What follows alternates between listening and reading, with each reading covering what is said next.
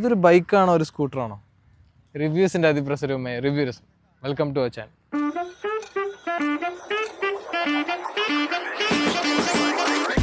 So നമ്മൾ ഇന്ന് review ചെയ്യാൻ പോകുന്നത് ഒരു നോർമൽ സ്കൂട്ടർ അല്ല, ഒരു മാക്സി സ്കൂട്ടറാണ്. യമഹയുടെ എയറോക്സ് 155.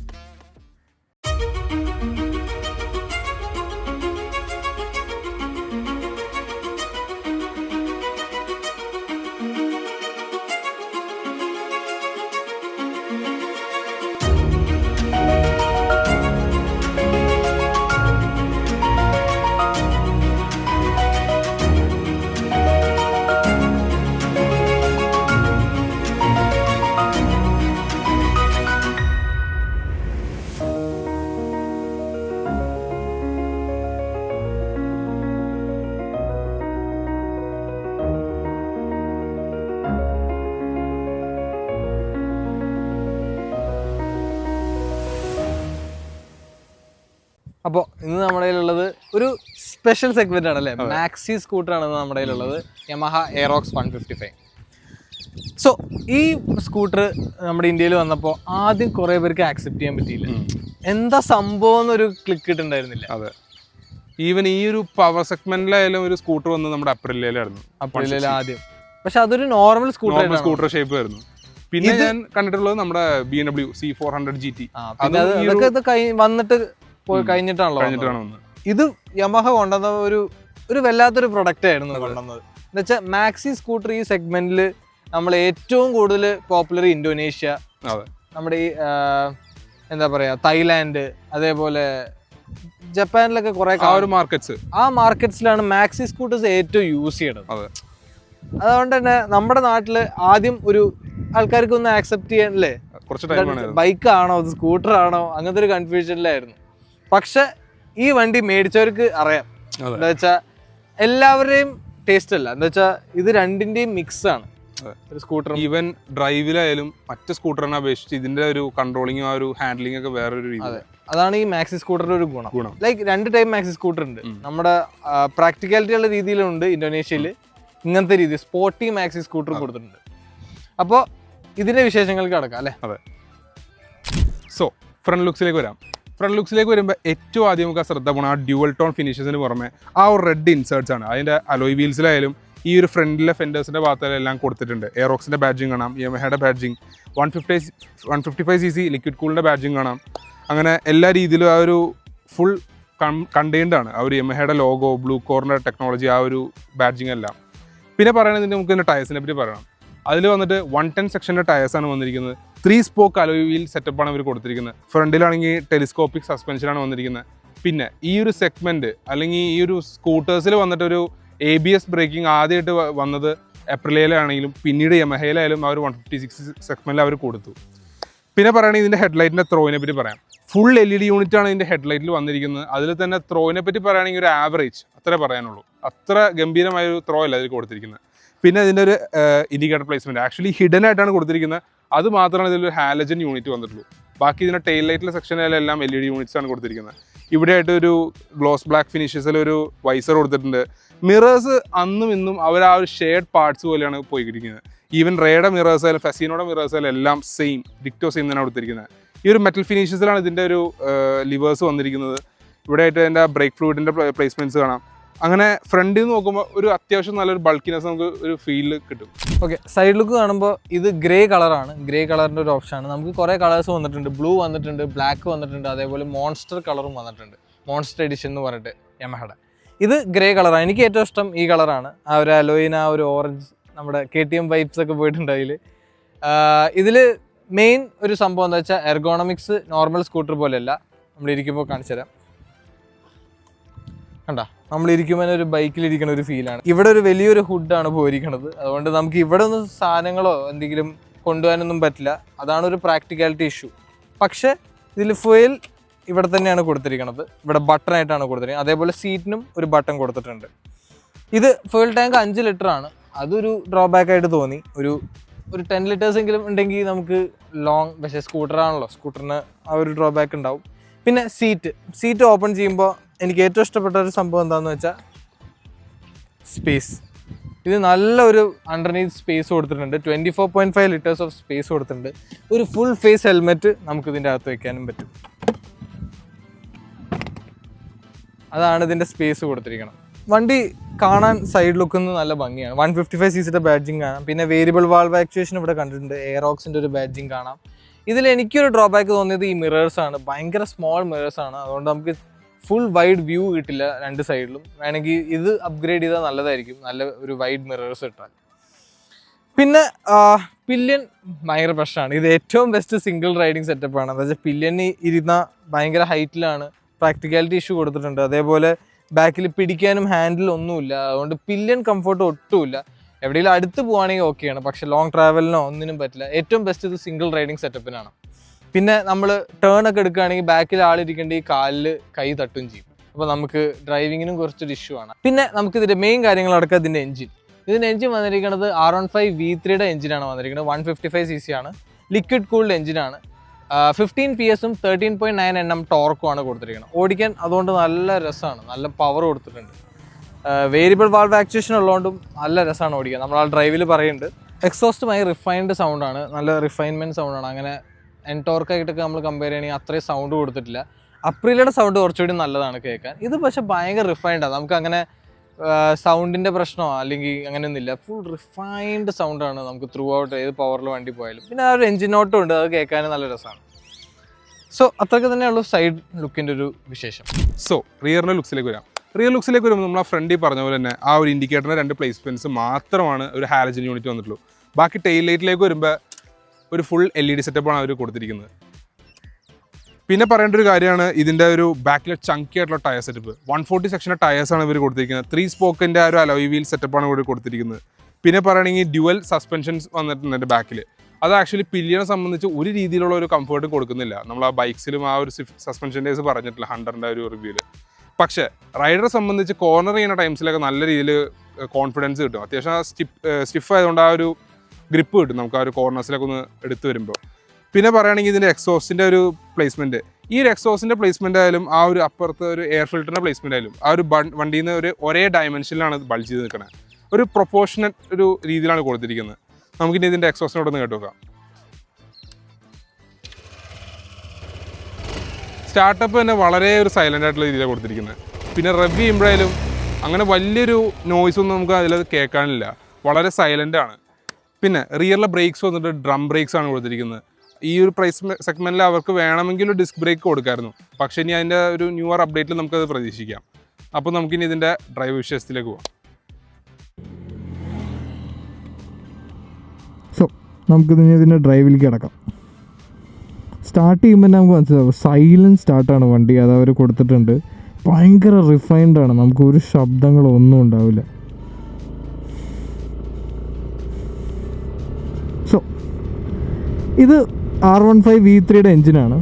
അപ്പോൾ അതൊന്ന് DTune ചെയ്തിട്ടുള്ള ഒരു എഞ്ചിനാണ് ഈ വണ്ടിയിൽ വന്നിരിക്കുന്നത്. ഇത് യൂസ് ചെയ്യണ V-ബെൽറ്റാണ് യൂസ് ചെയ്തിരിക്കുന്നത് ഇതിൻ്റെ CVTയിൽ. സോ നമ്മൾ എടുത്തു പോകുമ്പോൾ തന്നെ വണ്ടി ഭയങ്കര സ്മൂത്താണ്. ആ സ്മൂത്ത്നെസ് അവർ കൊടുത്തിട്ടുണ്ട് വണ്ടിക്ക് നല്ലോണം. നമ്മൾ ഓടിച്ച് പോകുമ്പോൾ തന്നെ കണ്ടില്ലേ വണ്ടി ഭയങ്കര റിഫൈൻഡാണ്, ശബ്ദങ്ങളോ കാര്യങ്ങളോ ഒന്നുമില്ല. ആ ഒരു സ്മൂത്ത്നെസ് കൊടുത്തിട്ടുണ്ട്. പിന്നെ നമ്മൾ 155cc കൊണ്ട് ഭയങ്കര എക്സോസ് നോട്ടൊക്കെ എക്സ്പെക്ട് ചെയ്യും, ലൈക്ക് എൻടോർക്കിലുള്ള പോലെയൊക്കെ. പക്ഷെ അങ്ങനത്തെ എക്സോസ് സൗണ്ട് ഒന്നും കൊടുത്തിട്ടില്ല. വണ്ടി അങ്ങനെ ഒരു കാം സ്വഭാവമായിട്ടാണ് കാണിക്കണത്. ഇനി നമുക്കിതിൻ്റെ സസ്പെൻഷൻ ടെസ്റ്റ് ചെയ്താലോ.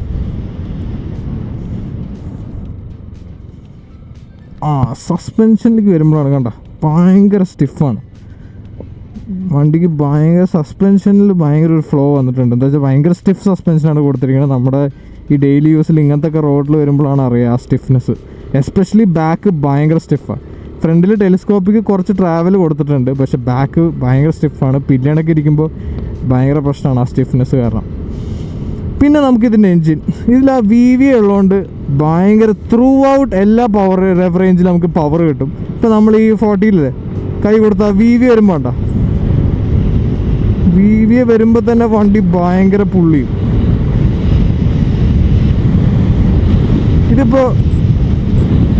ഇതിപ്പോൾ നമ്മൾ 80 സ്പീഡിലാണ് പോകുന്നത്, എന്നാലും കൈ കൊടുത്താൽ വണ്ടി നീങ്ങുന്നുണ്ടോ.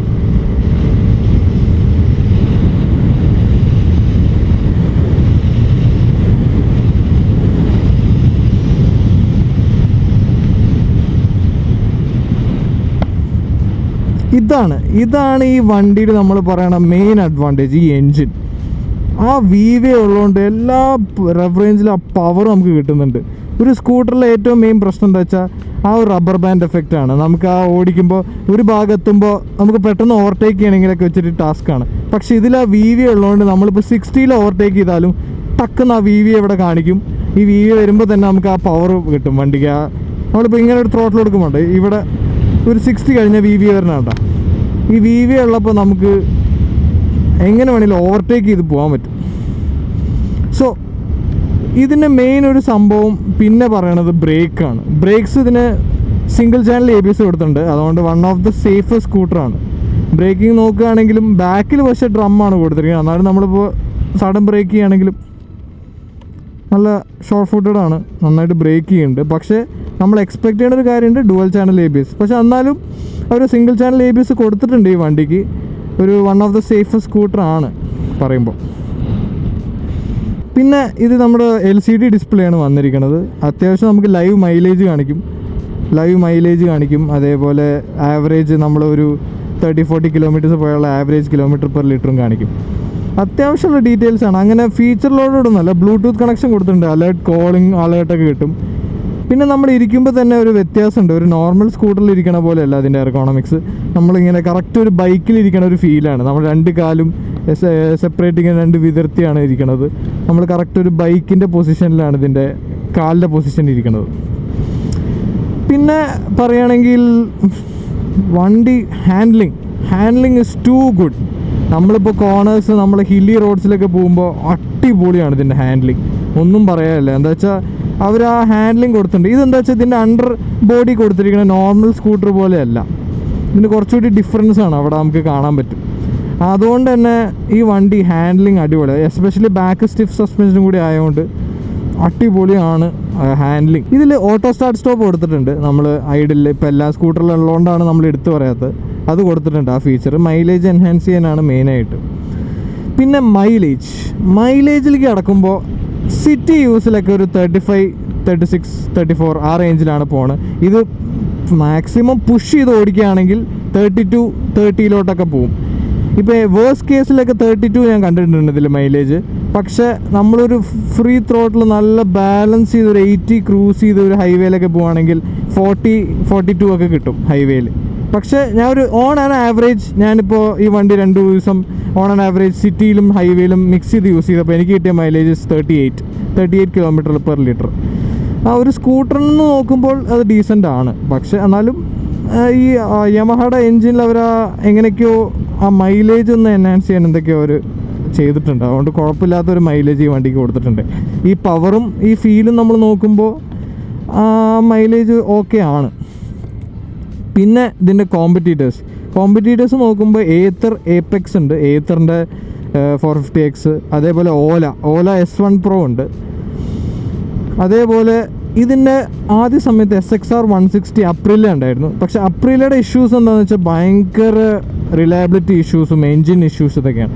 യമഹ എടുക്കുന്നത് എന്താ വെച്ചാൽ റിലയബിലിറ്റിയാണ്. എന്താ വെച്ചാൽ വണ്ടിക്ക് അങ്ങനെ ഇഷ്യൂസ് ഇല്ല. ആ ഒരു കേസിലാണ് ഈ വണ്ടി ഇപ്പോഴും സ്റ്റാൻഡ് ഔട്ട് ചെയ്തേക്കുന്നത്.